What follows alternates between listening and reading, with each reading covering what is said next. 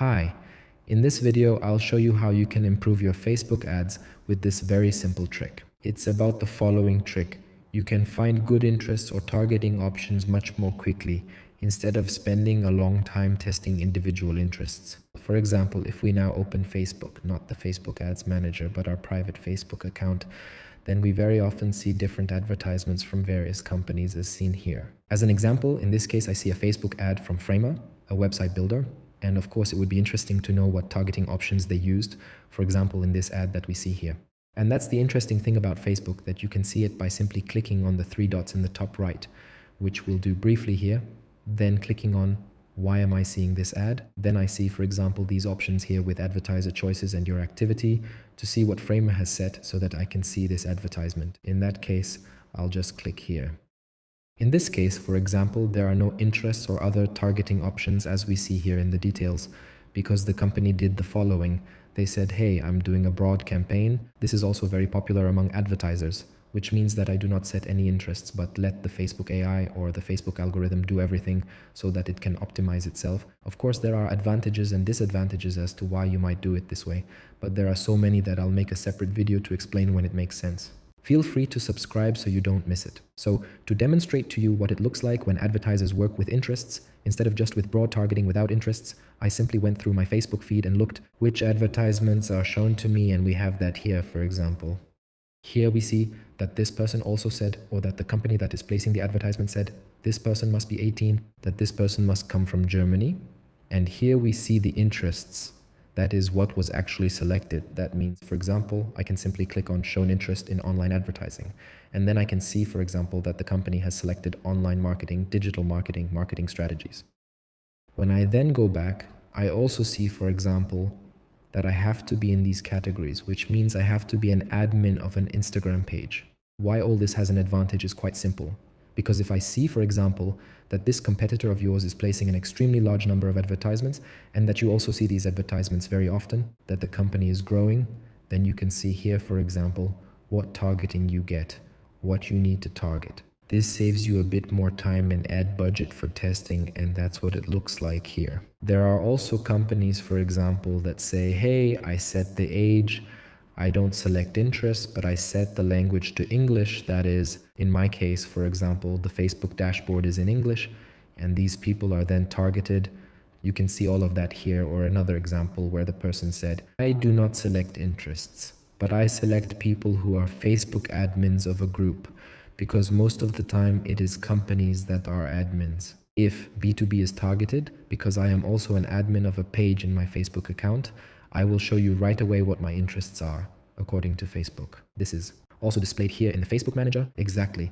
And you can also see, for example, in advertisements, if a company has uploaded a list, that means Facebook is very transparent with all the targeting options, and you can use this to your advantage when preparing your ad campaigns. You can see all the targeting settings, whether it is an interest, broad, language, or even custom audiences, which means people who have, for example, interacted with the company website and then, for example, see a second advertisement.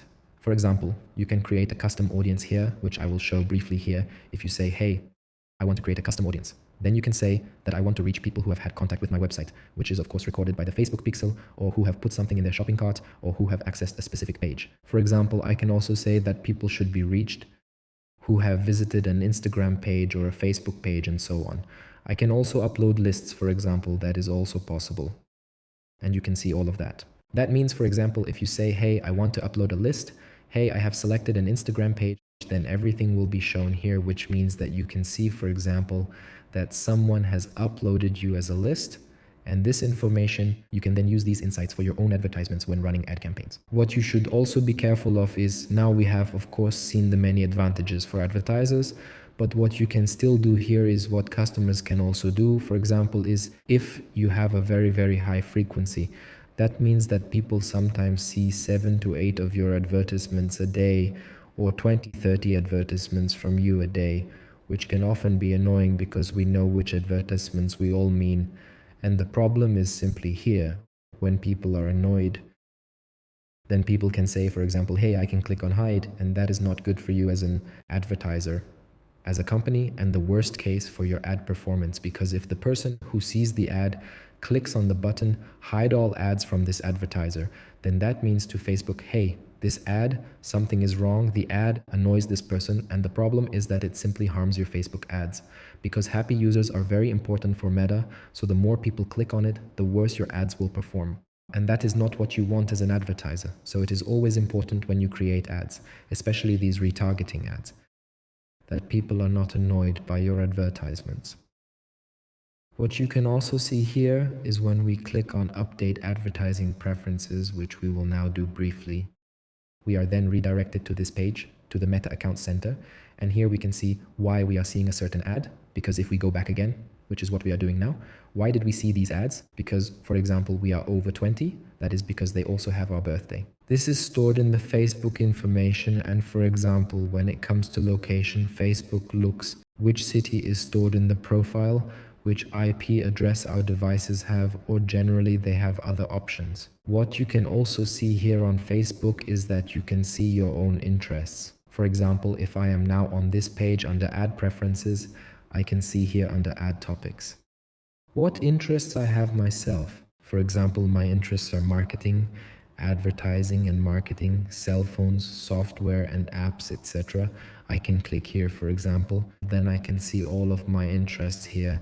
For example, taxes, marketing, finance, vitamins, graphic design, and the like. What you should note here is that not everything here is correct. This means, for example, that there are many topics here that don't suit me at all. Of course, there are also topics that fit, but that is also the reason why your Facebook ads often fluctuate, because you have probably experienced this before, that your Facebook ads, for example, sometimes have a phase where things are going extremely well, then they have a phase where things are going extremely badly, because Facebook, of course, does not always know exactly. This means that when your customers now interact with the Facebook feed, Facebook assigns them interests, and of course with tens of thousands of other methods, but not all of them are correct. And for example, we have travel here. I'm not a fan of traveling. That wouldn't suit me, for example. If I saw an advert offering a trip to the extremely hot Death Valley in the USA, that wouldn't appeal to me. That would be suboptimal for the advertiser. It simply means that you should not blindly copy every interest, because Facebook is just an algorithm that is also optimizing itself. This simply means that you can always test what would work.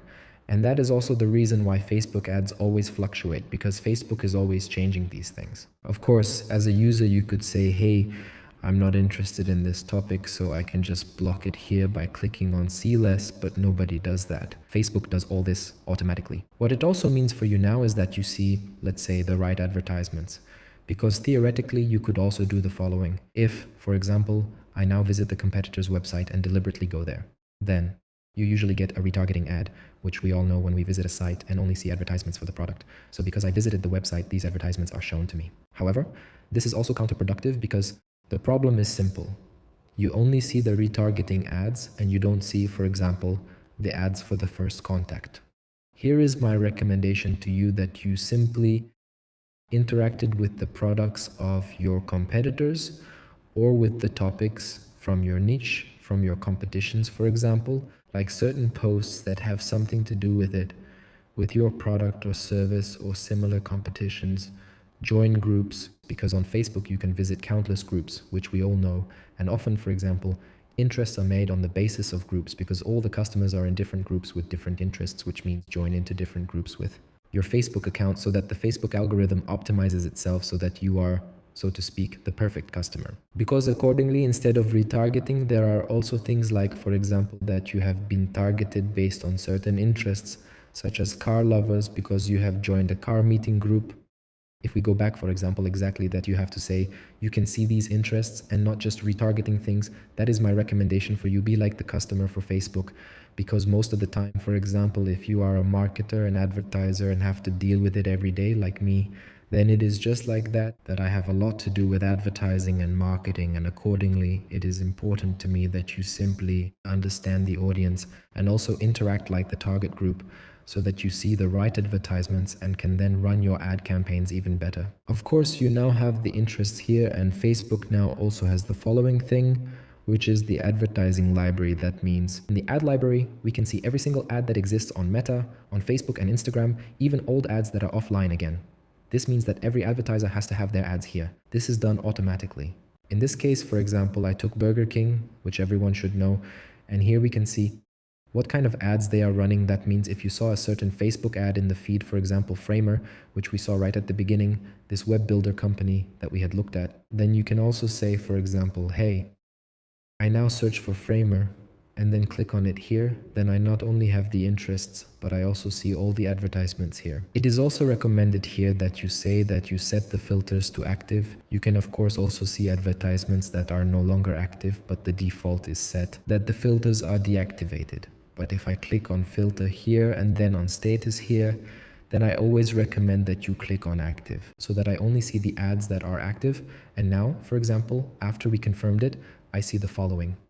I had just seen an advertisement in my Facebook feed and it is now displayed here too. I can then click here to see which variants were used, which platforms are used, when the ad was started, etc. This means that Facebook is very transparent here. And in summary, the advantage here is simply testing is expensive in Facebook, which means that theoretically you can test everything, especially if you want to launch a new product line. For example, you can simply use the advertising library function. Because as I said, you can search for any company and see how long the ads have been running. And if an ad campaign has been running for a year, there's a high probability that it's performing well. But if it's only a few days, it could be bad. Of course, if this is not the case, the budget will not be reinvested. Accordingly, you can then simply collect inspirations and create your own style and see what is currently performing well so that you don't have to start from scratch. That's it for today. Feel free to test our marketing software Adverfly for free and we'll see you in the next video. Until then.